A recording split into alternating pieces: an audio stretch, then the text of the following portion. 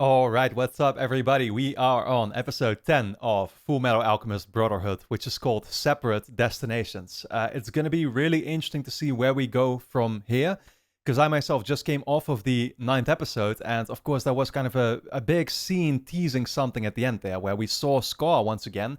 He woke up, he was rescued by some people from Ishval originally, right? They literally pulled him out of the sewer. and he's going to be meeting up with a couple more people from his region. Now, I don't know what they're going to try to do here. Are they like, yeah, I mean, I think there's only really sort of like a handful, I mean, maybe not a handful, but a couple dozen survivors still from the region. There's not many people left anymore, right? So I doubt they still plan on sort of creating this uproar or whatever, but it all sort of remains to be seen, right? Yeah, then again, what was the whole flashback sequence about? The dream that he himself seemed to have, where he, like, I think that was supposed to be back in Israel, but maybe that's me just making up the context for it. But like, he met some kind of state alchemist, right, who sort of destroyed his place there, and that was before he even had the scar on his forehead. So I think, yeah, I mean, again, it's literally, it probably might have. It might have been created there, the scar, right? Like he might have fell under those rocks or whatever, because the guy again destroyed the whole environment around him. But I don't know. Again, like, what are they trying to tease in that regard? Now, other than that, when it comes to Edward and Alphonse, it feels like the story is kind of hitting a reset point, where the whole last episode was basically about these thoughts that sort of took on a life of their own, especially in Alphonse's mind, right? Because he was sort of convinced now that he wasn't real, that Edward actually, created the memories inside of him and stuff, right? That he wasn't actually the same Alphonse as the kids who Edward grew up with. That it was, because it was sort of a thought that one of those guys had printed into his mind, right? And now, like I said, took on a life of its own. But whole episode was basically about, like, okay, put those things on the table. I mean, tell other people what's going on in your mind and what you're thinking about, because only then you'll get to hear the truth. And so it seems like, but it's still something that I'm actually a little bit unsure about myself now. But Winry made it appear like the thing that was actually bothering Edward so much was, and I'm saying Winry made it appear, but that's not true either, because we literally saw a scene there with Edward that actually kind of threw me off guard, because I did not think Edward would ever have a moment like that, where he was literally crying and sort of confessing his fear of Alphonse having resentment for him for putting him inside of that, armor suit or whatever, right? So yeah, that again, it caught me off guard, especially because I myself had this thought of tunnel vision, I guess, where I was convinced that it was actually about the encounter that Edward had back in episode 2, meeting the creator or whatever, right? Or, like, again, the whole spiritual scene there, which Alphonse had not experienced. And that's something that Edward found out later, like, oh shit, he didn't have the same experience I myself had here, and I don't think he ever told him about it. I don't think he ever told anyone about it. So I was sure that that was the secret that was going on in his mind. Now, the episode didn't confirm whether that was true or not. It didn't deny it either, necessarily, but Edward pretty quickly moved on from it again, and I feel like we're not really going to be revisiting this story arc, let's say, anymore for a while now. So, yeah, I don't know if I'm justified in still feeling like there is a 5 to 10% chance that that was the thing that it was all about, and it wasn't about that scene where Edward confesses that he thinks Alphonse might feel resentment towards him. But I don't know.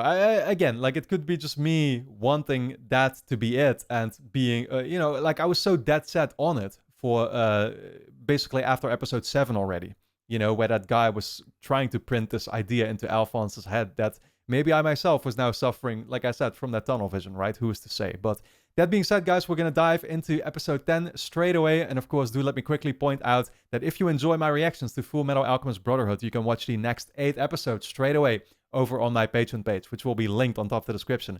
Over there, we're already going to be on episode 18. So go and catch up on all those reactions right now. Your support is very much appreciated and allows me to make these videos in the first place. So keep that in mind. And then with that being said, let's dive into episode 10. Oh shit. We're diving straight in. Back to Ishval, I guess. These are all part of the state with the blue suits, of course. Regular people, I guess, with rifles, not alchemists. Damn.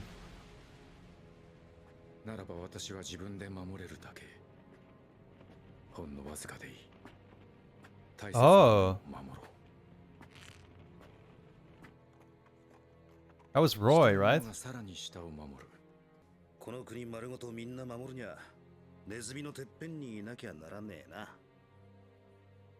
Oh man, Bradley.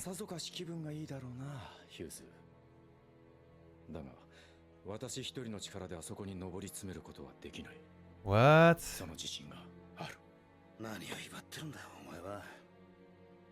Why is the music so kind of eerie?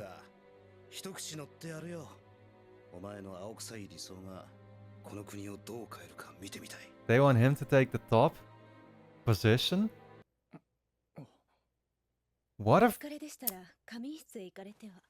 Oh man, he's thinking back to it.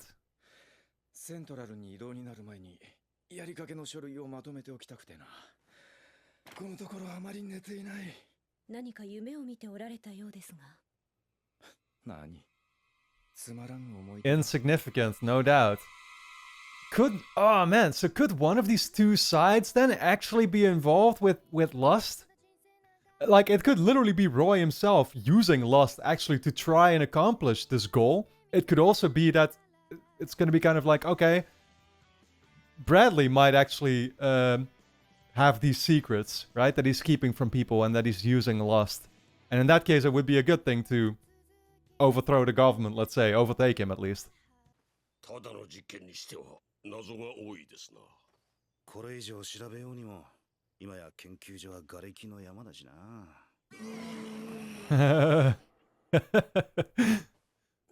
It was actually very interesting. Oh, these two are listening in.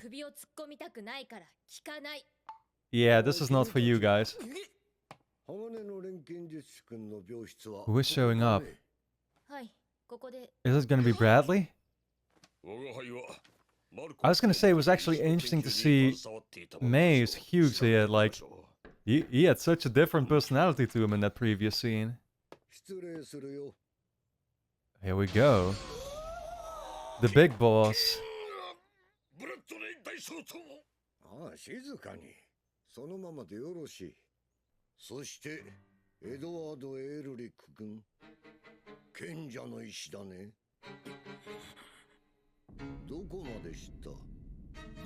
Holy shit. Depending on how much you've learned what. We might have to kill you. I don't know about that. I hope so.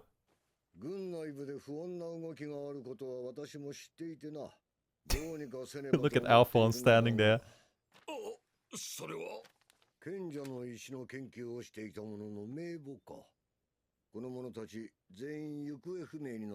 All of these men have gone missing. Well, then you're up next.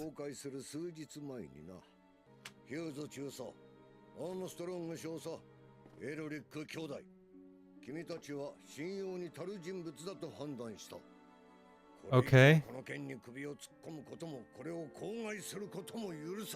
Oh. Yeah. Oh, dude, but it's hard to tell whether we can trust Bradley in the first place.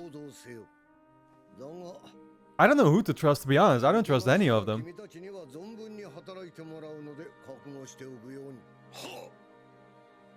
Well, I trust Armstrong. I don't trust Roy either. And Hughes therefore, I guess, because he's with him, it seems. Oh, wow. Escaping through the fucking window.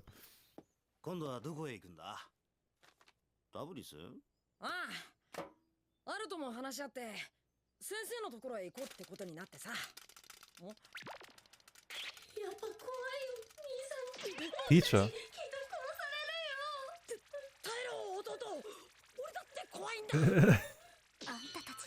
Yeah, that's what I'm asking.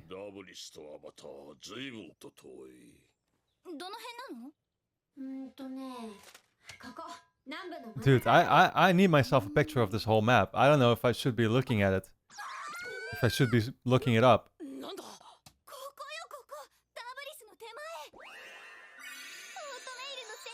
Rush Valley? The Holy Land of Automail.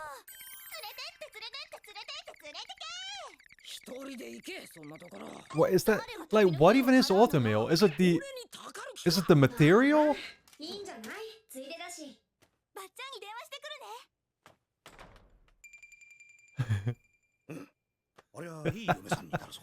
Oh my god. Of course not.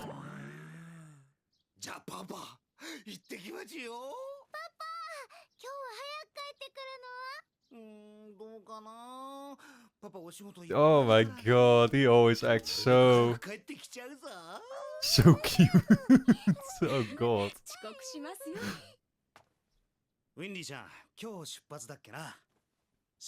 Man, that's two people she has to say goodbye to. The kid.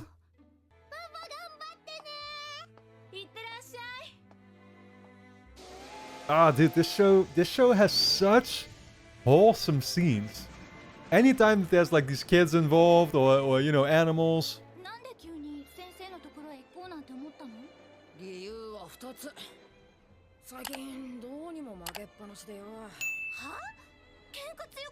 Yeah. She won't like that. That's all she's hearing about. Them having fights.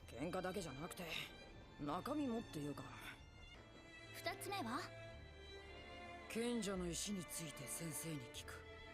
真実の奥のさらなる真実。結局分からずじまいだからね。先生にぶっ殺される覚悟で聞いて。To kill us? And ask her what? 短い人生だったな。せめて彼女だけでも作っておきたかったよ。あんたたちの先生って。Yeah, I'm really... I don't know what to make of any of this.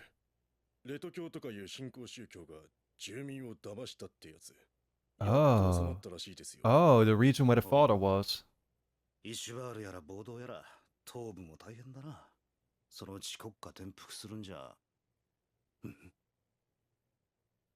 Does he mind that then? Maybe he sees that as an opportunity, you know, to get Roy in control.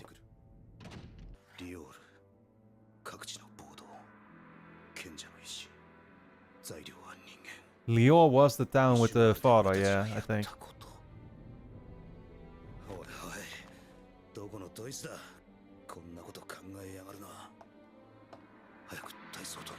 Who's coming in? Oh god. Oh god, oh god. Oh god, oh no, no, no, okay. Hughes is definitely on our side.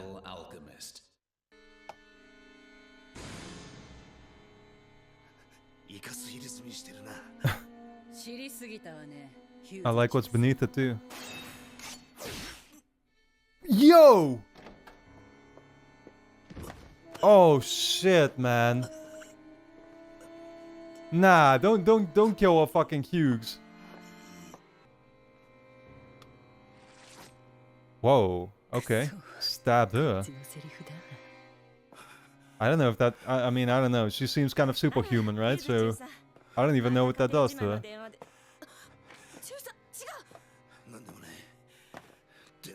Oh my god, what are you gonna say?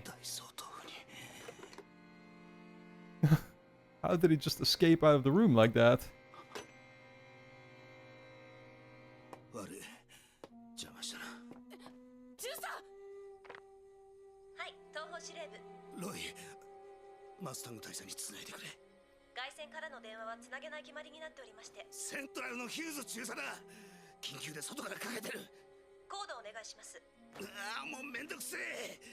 Wow.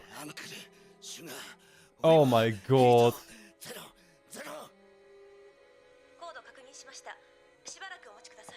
It's not even his family that he calls up. Oh dude, it's too late. Military is in trouble.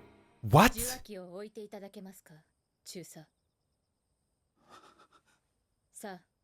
Wasn't this one of the two dumb fucks?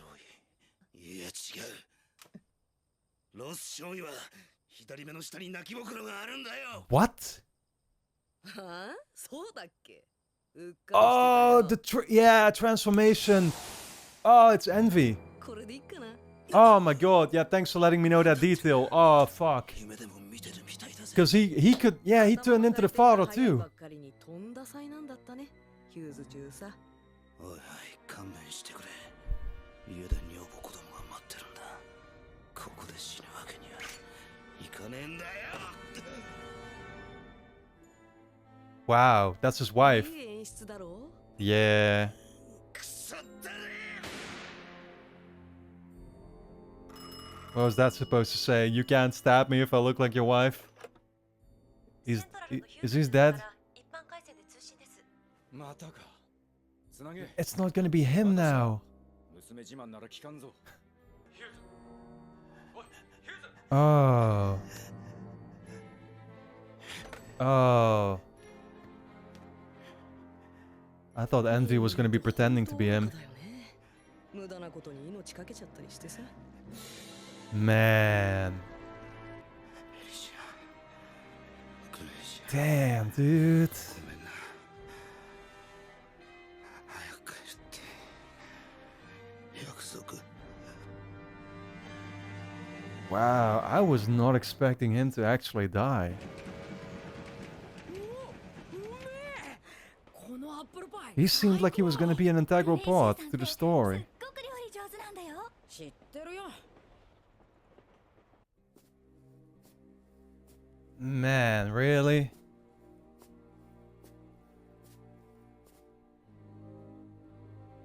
Oh, don't show me his kid.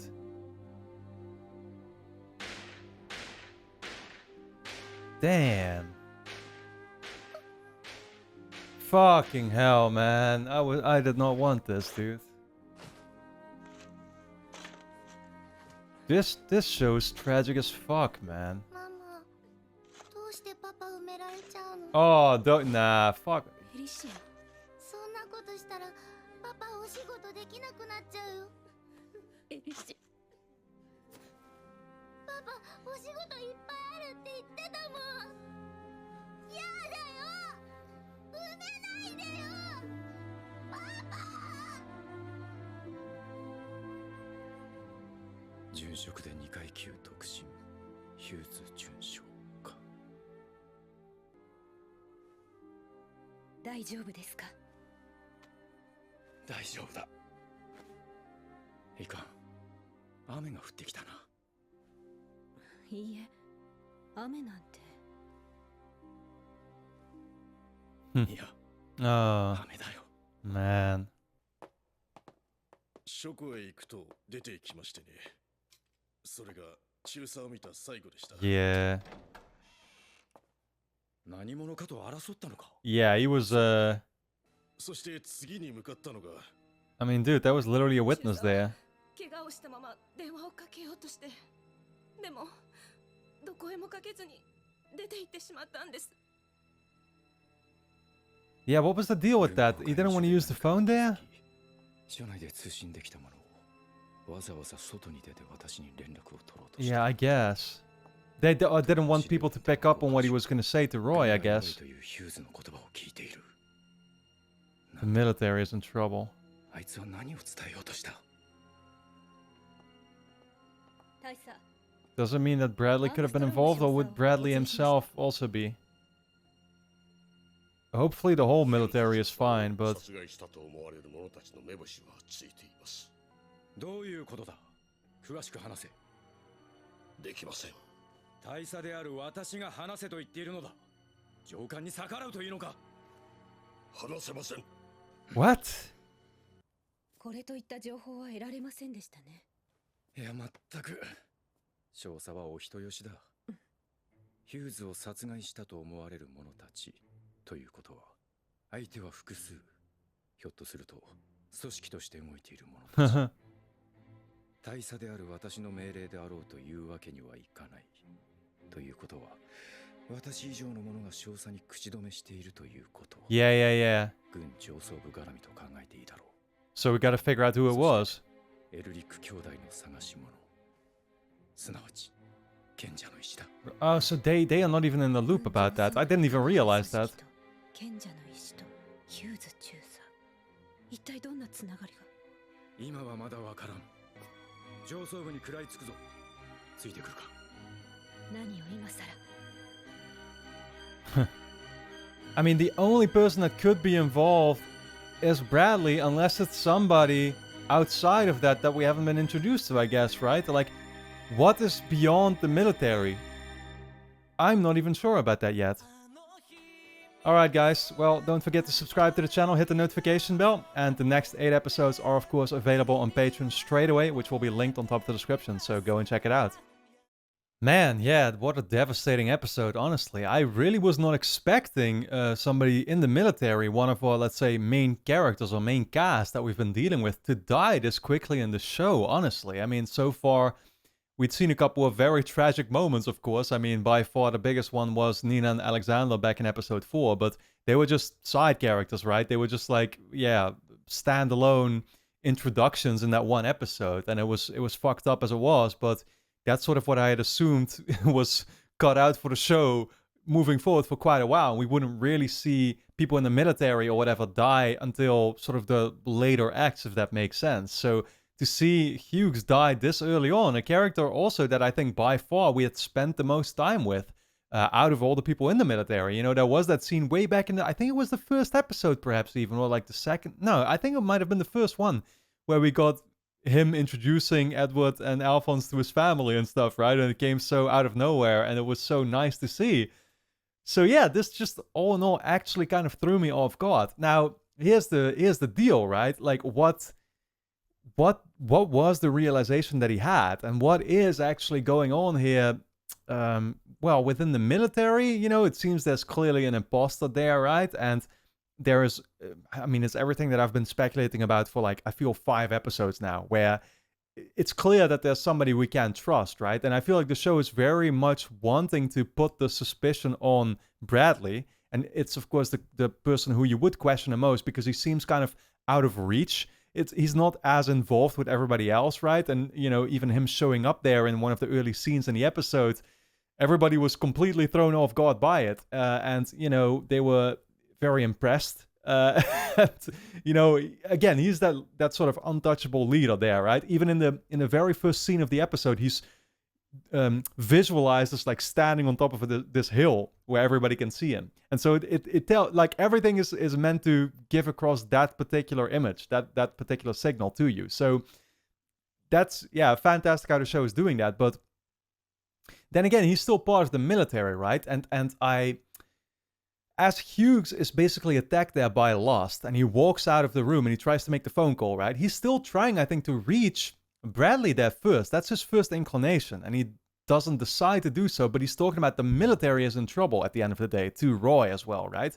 And Bradley is still very much well, he's part of the military, I think. So does Roy figure that it's somebody that's not, like, it did seem like, again, he was actually inclined, well, I read the summary as well to make that clear to me, but he was actually inclined to I think, call Bradley at first, and then he doesn't do that. He decides to go for Roy instead. And of course, there's the whole, again, that first scene already made clear that, like, he was sort of siding and teaming up there with Roy to have him take over as the leader eventually. But it doesn't mean that he figured that, yeah, Bradley actually was the culprit behind it all, that he was the shady person who couldn't be trusted. It may also simply be that he realized that calling Bradley on the phone there, it would probably get tapped and somebody within the military would hear it and stuff. And again, the imposter would be made aware.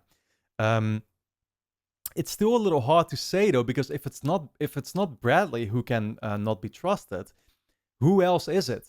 I feel like there's not really any characters at the moment that are playing that vital of a role in the story, where it's like, oh, they could be an imposter now or something. You get what I'm saying? Also, I'm still trying to grasp who we're dealing with outside of the military too, because now, I mean, we already know about Ishval, of course, right, and some of the inhabitants there, but what does the other structure outside of the military in terms of the government and stuff look like?